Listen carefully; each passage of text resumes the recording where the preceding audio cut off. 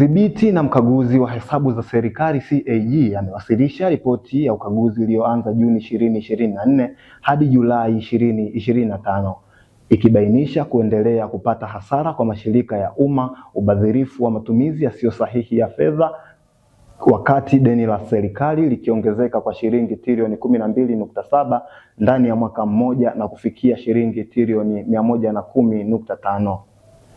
Akitoa taarifa yake mbele ya Rais Samia Suluhu Hassan, CAG Charles Kichele amesema deni hilo bado ni himilivu na lipo kwenye viwango salama. Hii ni taarifa ya Tito Godwin. Mheshimiwa Rais wa Jamhuri ya Muungano wa Tanzania ameshasogea tayari kupokea ripoti hiyo. Makofi tena mengi.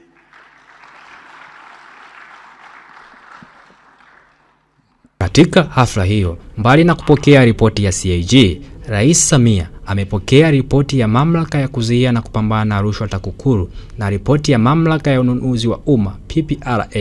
CAG ameeleza namna taasisi 22 zilivyoendelea kupata hasara licha ya kupokea ruzuku kutoka serikalini kila mwaka, ikiwemo kampuni ya ndege Tanzania ATCL iliyopata hasara ya zaidi ya shilingi bilioni 748 tangu kuanzishwa kwake, inayochangiwa na matumizi ya ndege kubwa ya mizigo kinyume na utaratibu.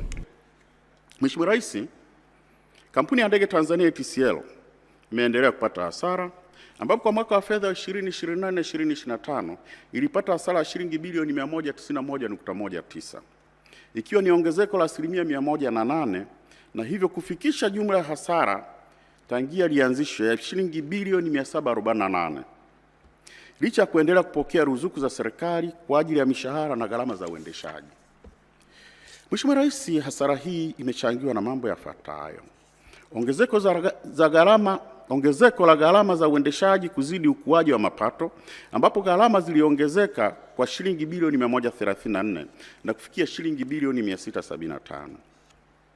Shirika lifanya safari chini ya matarajio, ambapo njia 87 za safari zilikuwa na wastani wa ujazo wa abiria load factor wa 55% pekee.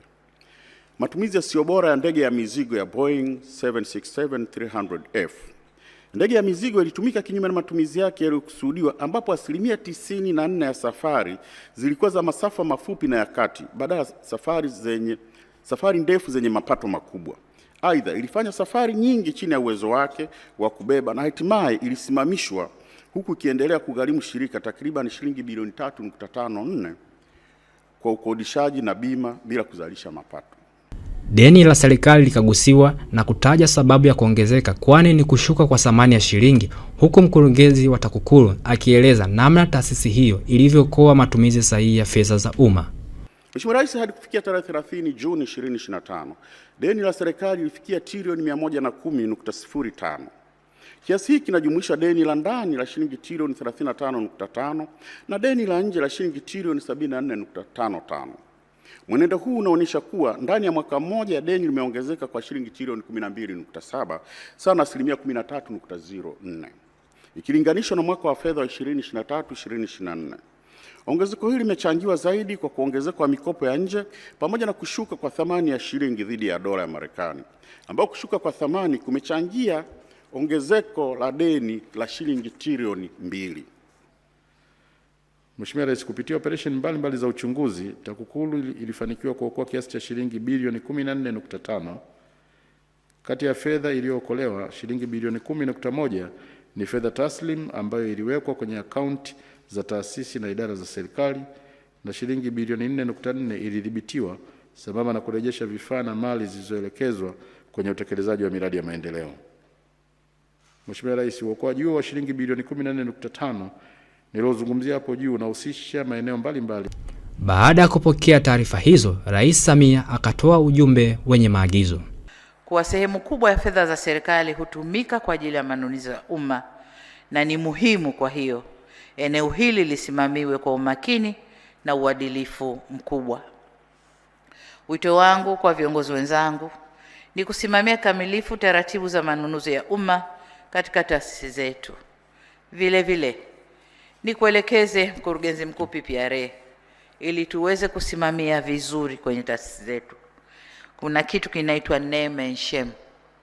Kwa hiyo ripoti yako ya mwakani ukitutajia nani wanafanya vibaya zaidi na nani wanafanya vizuri zaidi, itakuwa vizuri.